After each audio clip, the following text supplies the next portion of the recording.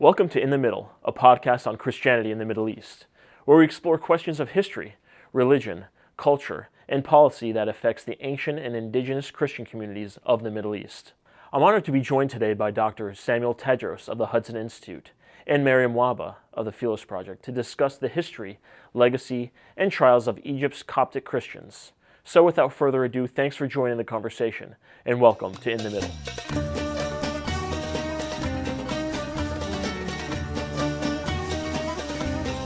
Sam and Mariam, welcome. Thank you for joining me today.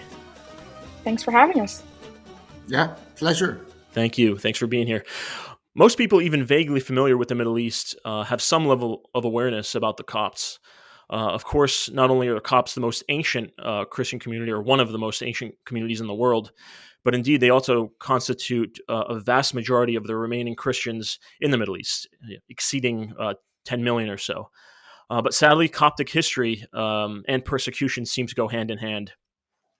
So there is a lot to discuss, a lot to unwrap today. But before we jump in to what I expect to be an interesting conversation, Sam, if you could just please set the table for us, so to speak, frame the issue, briefly, of course, and provide some background as to who the Copts are and what their current situation is today.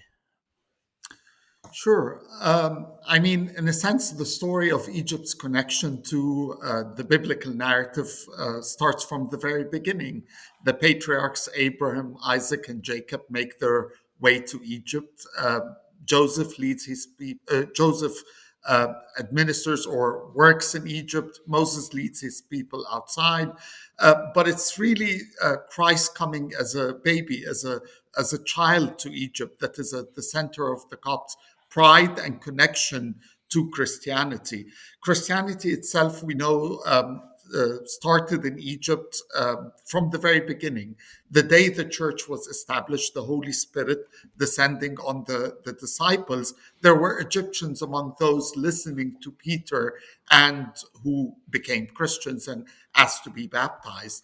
But the official spread, in a sense, of Christianity would take place at the hands of Saint Mark the evangelist, who came to Egypt, who spread the message of Christ there, and who eventually shed his blood in the country. And it's that story, this ancient connection, this martyrdom from the beginning, that in a sense becomes the story of the Copts in Egypt. Christianity spread in Egypt quickly. We probably believe that by the late 2nd century or early 3rd century, that a majority of the population had become Christian, more than any other province in the Roman Empire at the time. Maybe it was the similarities with ancient Egyptian beliefs, Osiris, Isis, Horus, the resurrection, all of these things. But it's, in a sense, amongst the early churches, Alexandria quickly emerged as one of the pillars of world Christianity in late antiquity. That's fascinating. Understanding an origin story of any people, for me anyway, personally, is fascinating because a lot of times these origin stories, these founding myths, as they're also called, are very informative to understand where they are today and what values characterize the people and their place in the world, of course. Mariam, if you could just talk a bit and sort of extend Sam's conversation as to where they started, where have they come, and where do they find themselves today? It's been a rough journey for the Copts, as for a lot of minorities in the Middle East. They survived, and I think that's the biggest takeaway through assimilation. Obviously, learning the Arabic language and choosing to leave the Coptic language as a liturgical language and not as a spoken one helped with that assimilation and helped them stay there. There's in recent decades, there's been mass immigration movements out of Egypt due to a number of reasons we can get into, but the majority of Copts are still in Egypt. There's large diasporas here in the US, Australia, Europe, um, but it is a story of survival at the end of the day. That's incredible, and I think that's shared among many indigenous peoples of the world, particularly the Middle East. This story of tragedy and suffering, but of course balanced by faith and by a strong sense of being rooted to the land and history of the land. If you could just continue, Mariam, about characterize the nature of their persecution today that they experience in Egypt. Is it open and intense, or is it that more slow simmer? Um, that on the long term can affect the community, and is it from a single source, is it from primarily the society, government, a mix of the two? How does it look? Yeah, I think Sam is great at giving the statistical breakdown of like what the persecution looks like, and I think he does it in a really eloquent way, and I think he should do it. It's definitely hard to talk about Coptic persecution because um, Copts and non-Copts living in Egypt are all Egyptian, so it's a difficult and sensitive conversation to navigate because it's hard to like point fingers and make accusations because we're all Egyptians living in this land. It's a slow simmer, to use your words, and it's hidden. It's sometimes it's in your face, like when there's churches being burned and cops not being hired because of their Christian name. But there's much more to you. You once gave me some really good breakdown of what the Coptic persecution looks like in present day. Do you mind taking us there? Oh, sure. I mean, in a sense, we've got three players: the government, Islamist movements, and society at large. The government plays an important factor in the misery that Copts live in a number of arenas. The first is church building, with laws restricting the building of churches in Egypt. That's a long conversation of the development of these laws. At a certain point before 2003, it was even not just building a church, building a bathroom in a church or painting a wall around the church required the actual president of Egypt to sign the decree. So, Hosni Mubarak dealt with a lot of bathroom issues and paintings and these kinds of things. But this problem persists today, despite a law that the government passed a couple of years ago that supposedly was going to make the process easier. The second is, of course, the discrimination against them in various fields of employment. We're talking about significant discrimination. For example, the number of Copts in the military intelligence is 0% in the intelligence service. In the state security, our equivalent of the FBI is 0%. Not a single Copt is ever accepted in those places. The number of Copts in the military and the police force is capped at 1%. The number of Copts in the judiciary, in the Egyptian Foreign Service, is 0.79 and 1.75. I mean, every single aspect. We're talking about exclusion from sports, from all walks of life, government jobs, all of these things. There's also, of course, the fact that Copts are governed or continue to be governed by Sharia law in matters of for example, adoption is illegal in Egypt. You're a Copt, you want to adopt, you can't. Inheritance, a Coptic male receives double what his sister would receive, again, because of Islamic Sharia frameworks. The testimony of Copts is not accepted in courts in Egypt in matters pertaining to personal status of Muslims. So I can testify in a matter of, a fight between Muslims, but if it's a divorce case, I cannot, my testimony is not legally accepted in court in the first place. There's discrimination about Coptic history. It's completely wiped out from Egyptian textbooks. So you get the pharaohs, the Romans, and then, 600 years, nothing happens until the Muslim armies arrive. You got, of course, the role of government in not stopping attacks and not punishing those that attack Copts and resorting to these reconciliation sessions in order to avoid any accountability for what took place. Islamists, of course, play a very important role, whether it's the jihadi groups who conduct attacks and kill Copts. We've seen a number of these attacks, major ones that people in the West became aware of because of the number of casualties. But there's also the role that non-jihadi Islamist groups like the Muslim Brotherhood play in daily incitement against the Copts in Egypt. And of course, it's society at large that has become largely discriminatory towards the Copts. So I think it's the interaction of these three actors and the various roles that each of them play that really creates the dilemma that the Copts live in Egypt today. Thank you for that. Very interesting way to break it down. The three sources of discrimination and persecution experienced by Copts. Now, we hear a lot in today's society of this idea of systemic persecution, and the word systemic, of course, could mean a couple of things. One is socially sourced, right? Just indifference or active persecution within the society. The other is official, codified actions and regulations. In the case that you mentioned of Coptic exclusion from certain capacities in government and law enforcement, national security, and exclusion from other opportunities in Coptic or in Egyptian life, is that something officially recognized, enforced, codified in law, or is it a relic of a social inclination? Let's say. No, I would say it's social in the sense of that there's no official law that bars a Copt from being accepted as a member of the equivalent of the Egyptian FBI, but that's the reality. I'd like to mention a story about the famous author Naguib Mahfouz. Naguib Mahfouz, Egypt's pride, the only Egyptian Arab to win the Nobel Award in Literature, is of course Muslim himself. However, he was named after a Christian doctor. Naguib Mahfouz Basha was the founder of women's medicine in Egypt, basically in Qasr al-Aini, in the Egyptian medical field, and the leading doctor in that field.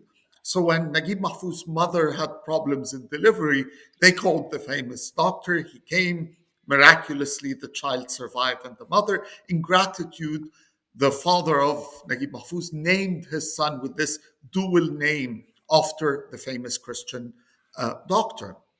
The name would come to haunt him. Naguib Mahfouz tells in his memoirs about he was supposed to go on one of those student missions of these, excellent students, the first on their classes, were sent in the 1940s, even before that, in student missions to continue their studies abroad in universities abroad. And he was supposed to go there. He was interviewed. They rejected him. A couple of weeks later, one of the people on the committee comes back to him and tells him, "Why didn't you tell us you were Muslim? We rejected you because we didn't want to accept a Christian." So if even someone like Naguib Mahfouz, of course, thank God he didn't go on this mission, he would ignore the academia and become the famous, of course, novelist that he is. But it's that kind of thing. It's that discrimination that takes place and that excludes Copts from all aspects of life. Thank you for that. Very interesting. Shifting over to Mariam, you'll probably agree, and you could probably tell me more than I could even explain. A very integral part of Coptic life and Coptic culture is suffering. Suffering is a hallmark in the long term, and it's interesting because if you study Christians of the Middle East, the various communities from the Fertile Crescent, Egypt, the Holy Land, and so forth, all of these communities at some point in history experienced suffering. But suffering, for the most part, for many communities, represents a season, an episode. It may be repeating, but it's a season nonetheless. In very few cases is suffering to this level sustained over generations. Unlike the Copts, for generations have experienced the same thing, unchanging. My question is, oftentimes when suffering is, as I said, episodic or seasonal, there is some value to be derived based on perspective and spiritual perspective. That suffering can come with some value or virtue. But when sustained over such a long period, it's that argument seems to fall apart, or that philosophy seems to fall apart. So my question that I would have is, how do the Copts remain buoyant? Philosophically buoyant, spiritually buoyant, and otherwise in such a circumstance? Easy question, right? Very Very, easy. very straight to um, It's a really fascinating question, and I've even talked to Sam about this, in that for us, suffering is definitely not a season. It is a part of everyday life, and we pride ourselves, to my dismay, in suffering. And it really presents a challenge, especially for diaspora Copts, now that we're scattered throughout the world, where we're seeing other Christians, or even people from other faith backgrounds, being able to shelve their Christianity or their faith. You know, you're Christian on Easter and Christmas, and you put that away for the rest of the year, and that's pretty much it. And for us Copts, our parents teach us in the diaspora, and our church tries to teach us, that suffering cannot and should not be shelved. It's part of your cross that you carry. It's part of your faith. You're not a Copt without it. So how do you remain buoyant? I honestly do not know. If I had to give you an answer, it has to be uh, it has to be faith. It has to be something that is part of the mystery of Christianity that is intangible. I also think we're carrying a legacy. We're carrying 2,000 years of suffering and survival, and that's not to be dismissed. That's, for me, is a heavy cross I carry every day. Is hundreds of thousands, millions of my ancestors died and suffered at the cross for me to be where I am today. And I can't, for all intents and purposes and attempts, I can't get rid of that memory. I can't get rid of that picture in my head. I hope that answers your question. It's not a great answer, but No, that's a perfect answer. In fact, not that it's my place to say what's a perfect answer in this case, but it makes perfect sense, and certainly resonates, that spiritual perspective, particularly Christian spiritual perspective, where suffering plays such a central role. Our Messiah was sent to Earth, God in human form, to suffer. right. So it's a beautiful nexus that is not lost on me. So thank you for that. You mentioned the Coptic diaspora in your last remark, and I often talk, with family and friends and others who are interested in these sorts of issues, that it seems as though the diaspora, for all its wonder, and it's a blessing, of course, often cause us to be complacent and lose sight of that very philosophy that you just outlined, that spiritual buoyancy, and the perspective on suffering, because we no longer have physical suffering here in the diaspora, of course, but there are other sorts of challenges and vices. What's your perspective on the I guess the constitution or integrity or future, I suppose, of the Coptic diaspora? Um, the diaspora presented a couple of different challenges that we have not been presented with in the past. And they're objectively easier challenges than others that we faced at home. But they're ones we haven't faced before, therefore we don't know the answers to them right away. And the Coptic diaspora is quite young. Sam, would you say 70 years? Yeah. Yeah, around 70 years. So this is a new space. This is a new territory we're charting, in that, like, we have never lived outside of our indigenous homeland. I think the Coptic diaspora right now is strong. Can it be stronger? Absolutely. Part of being a minority in Arab lands is you have to stay low. You have to stay close to the wall. We say in Arabic, like, just get by, like, go be a doctor, lawyer, dentist, or architect. Those are the four Coptic options for career choices. And just make money, live a happy, simple life, and just, you're that life is so much better than what your grandparents or even your parents had. So be happy and content with it. And there's beauty in that. I don't deny that at all. But there's part of what I'm passionate about is taking it to a much more comprehensive level. Like, we are, for the first time, given this opportunity to make something of ourselves without the restrictions that we had in our homeland. And it would be quite foolish to not seize this opportunity. Um, so not to shameless self plug, but I'm in the process of building, like, a network of Copts around the Americas and Europe to build a community. That's what we lack. That's what we've been prevented from having at home, building communities. Um, and there's interest in it, and that's all I can hope for. That's wonderful. That network that you're talking about is essential for any diaspora community, and I think the Copts would certainly benefit from your efforts on that. Thank you. Uh, Looking over to Sam, as a Syriac American myself, first generation here in the States, from my perspective, a strong sense of identity is what will preserve the constitution of any diaspora community. From your perspective, how do Copts in the diaspora view themselves in terms of who they are, particularly Coptic youth, let's say? I think the answers would be all over the map. I mean, whether you identify solely by the country of your nationality, current one, American, Canadian, Australian, or by this twin formulation, Coptic American or Coptic Canadian, or even Egyptian American, Egyptian Canadian, or solely as a Copt or as an Egyptian. Um, I would say that the Arab element is the least with the Copts compared to the Christians from the Levant. Um, a lot of the Eastern Orthodox from the Levant played an important role in the very formulation and establishment of Arab nationalism as an ideology. This has no echoes in Egypt.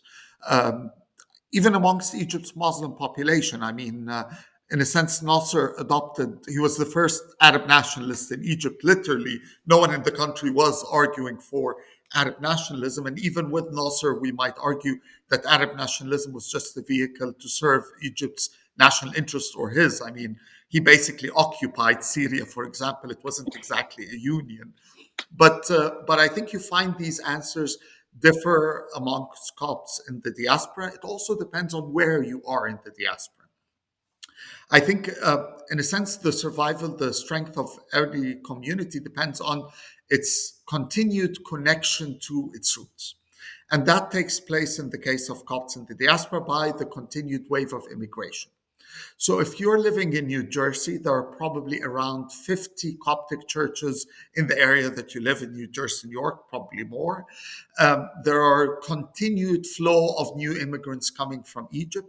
There's a connection, competitions between the churches, sports events, things like that, that connect you together and make you something and not just one individual church that you go to. But if you live in Utah and you go to the only Coptic church in the state, for example, then the church is not, in a sense, the center of your identity, but instead just a place to worship that you go to on Sundays. So I think there are a lot of factors that play a role in strengthening the identity and maintaining this Coptic identity. But of course, it gets more complex, even on the linguistic side, when we deal with the fact that Coptic is not a living language, it's a dead language completely. I mean, sure, they use it in the liturgy. They don't understand what they're saying in the first place. Most of them don't actually. And the challenge is Arabic or English and not Coptic or English. And on that same idea, Mariam, obviously you mentioned the network that you're working on, the community that you're working on, kind of forming together and mobilizing, and also your work with the Philos Project is also advocacy centric in many ways. In fact, that's your job description. Now, when we're looking at engagement, Coptic diaspora's engagement in the American system, claiming that political voice as a viable and bona fide contingency. Where do you see the outlook on that, and what needs to be done, and what's at stake in this case? Great question. I This is a complicated minefield to navigate because, like I said earlier, cops want nothing to do with anything too political or anything that could endanger their lives or put them in a situation that might reflect what home is like. So getting cops to be politically active in any way, shape, or form is really tough. Even forget politically active, socially active, or picking a topic that's trending and for them to care about. Cops also have this weird uh, allegiance to Arab nationalism, I find. And Sam, please feel free to jump here. Maybe I shouldn't say weird because it's not weird. It's actually very understandable. But there's an allegiance to Arab nationalism and there's an allegiance to Egyptianness. So it's quite difficult to navigate this this field of trying to communicate and establish a rhythm for what active Coptic political and social life could look like in the diaspora. Sam, what do you think? I mean, I don't know about the Arab nationalism part, certainly Egyptianness. I mean, pity the Copts, they're in love with a country that doesn't love them Doesn't live anymore. them back, yeah. And they continue to be in love with this country. I think Coptic activism has went through phases. It began in the 1970s, names like Shawqi Karas in the New York, New Jersey area, where this was when persecution was very heavy, the rise of Islamist groups in the 70s, culminating in the assassination of Sadat. But the Copts at the time felt that the government was aiding or at least opening the doors for these Islamist groups. And thus, the was targeting someone like President Sadat, who they famously threw tomatoes at when he was visiting the White House. That phase, in a sense, cooled a bit down after the assassination of Sadat. In a sense, the government did not become an ally, but in a sense became the only option. We don't want it to fall completely. So you had a period in the 80s of the quietening of Coptic activism, mainly focused at the time on the release of Pope Shenouda, who Sadat had limited to a monastery, and Mubarak maintained that for many years. And then in the 90s, you get a new wave, people like Adli Abadir, Michael Munir, Magdi Khalil, other names, who started becoming active, highlighting the Coptic problem, and for the first time finding sympathetic ears in the West. You have Congressman Frank Wolf, you had the late Tom Lantos, you had some people champion this issue. Today, in a sense, we're returning to this cooling down phase. In a sense, because many Copts were so fearful under the Muslim Brotherhood that they viewed Sisi as their savior and as the only option they have. So today, most Coptic activism is basically busing people, putting them on these buses to go and cheer to Sisi when he comes to the US. There's no serious Coptic activism in that part. But there's also a new generation emerging. There are, in a sense, Mariam, I mean, she's there, a Copt who's not tied to by the same Zimmi rules and forced to act like a Zimmi, like those who are in Egypt and even those who leave Egypt but continue with that mentality. There's a new generation of truly Copts born in the diaspora who think like Americans, and that's in this particular case a very good thing. That doesn't make them less Coptic, but they think in an American way. They are active. They advocate for their people. This, I think, is the generation that's going to build a new Coptic movement in the next 10, 20 years. And thank you for that. Would you I mean, extending from that answer that you gave, which was actually quite complete, more than I was actually looking for, but certainly paints a very good picture of what the political situation looks like in Egypt as well as in the diaspora. Going off of that, what would you characterize or what would you identify as the greatest challenge and opportunity for Copts in Egypt specifically? For Sam. Uh, I would say the greatest challenge is the changes that have taken place in society in the last number of decades in terms of the Islamization of society, the radicalization of society, because at the end of the day, with terrorist groups, they might kill the highest number, but you hope to stop them. You hope security forces can play a better trained, better whatever equipped in order to stop them.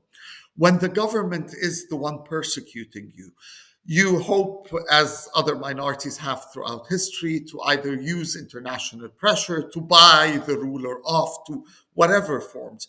But when the person persecuting you is your very neighbor, when it's people you went to school with, when people that you work with are the same people that attack you, when it's basically can start out of anything. 2 or 3 days ago, there were clashes in a village in Minya in Egypt. The reason for these clashes was a fight, I think, about the fare between a driver and or someone riding his whatever car or tuk-tuk or whatever they were using in that case. But it became quickly attack on Christians. They burned Christian homes, not the individuals, no, the communities' homes. So when it's society at large, I think that's perhaps the greatest challenge, because it's much harder to change. It's much harder to change hearts and minds. It takes decades. It takes work on education in the media to completely change that mindset in society. Greatest opportunity. Um, I think, in a sense, social media and modern technologies, in the sense of today, I know what's happening in a remote village in Egypt, the same time that, well, even probably before the village next door to him knows about what's going on. So, our ability to know about everything that's happening and our ability to communicate as well. Today, people are reading more widely.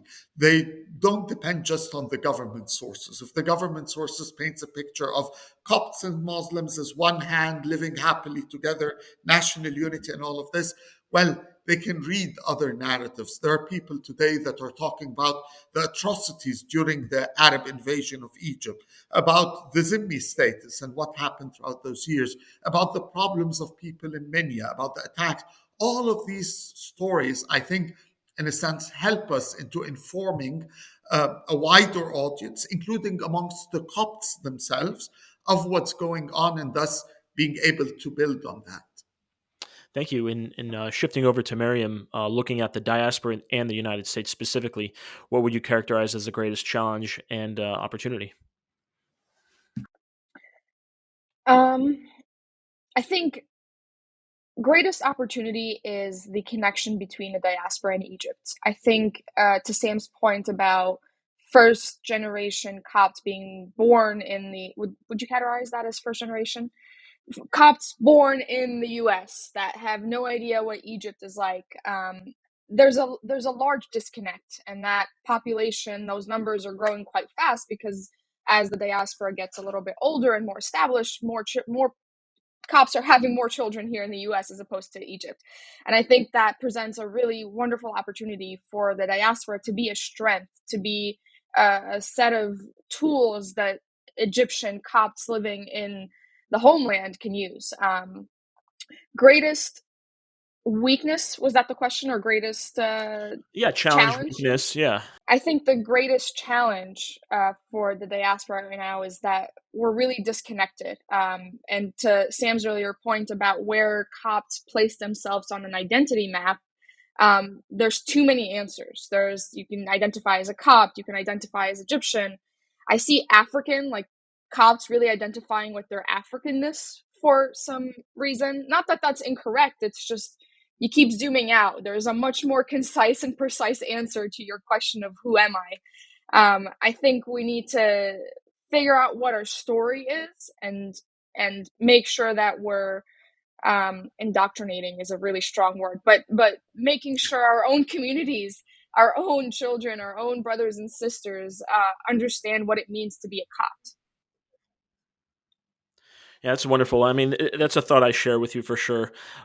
Because again, adjectives, there are many adjectives that can apply to a people, none of which are incorrect, obviously. And certainly in this case, none of them are incorrect.